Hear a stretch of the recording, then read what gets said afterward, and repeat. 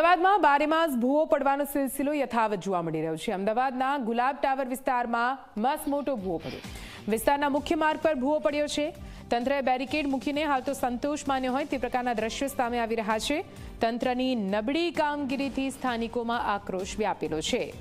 ભૂવાના કારણે અવરજવરમાં તકલીફ પડી રહી છે। વાહન ચાલકોને મુશ્કેલીનો સામનો કરવો પડી રહ્યો છે, પરંતુ આ ભૂવાનું સમારકામ ક્યારે અને કેવી રીતે કરવામાં આવશે તે જોવાનું રહેશે।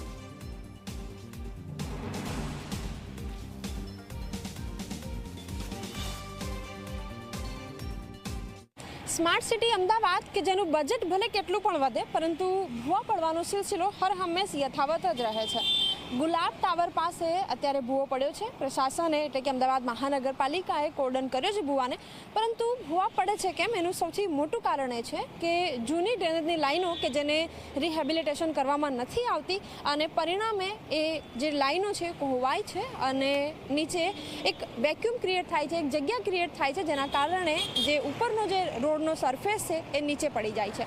મહત્વની વાત એ છે કે ઘણા બધા એવી ઘટનાઓ સામે આવી ચૂકી છે કે જેમાં જે વાહનો છે એ ભૂવાની અંદર ગરકાવ થઈ જાય છે, સામાન્ય લોકોને ઈજાઓ પણ પહોંચી છે, પરંતુ તેમ છતાં જૂની લાઈનો કેટલી છે, કેવી રીતે એનું સમારકામ થશે એનું જે પ્લાનિંગ છે હજી પણ નથી જોવા મળતું અને એ જ કારણ છે કે શહેરમાં સિલસિલાબદ્ધ રીતે હજી પણ ભૂવા પડી રહ્યા છે। કેમેરામેન તુષાર શાહ સાથે સપના શર્મા, ઝી 24 કલાક, અમદાવાદ।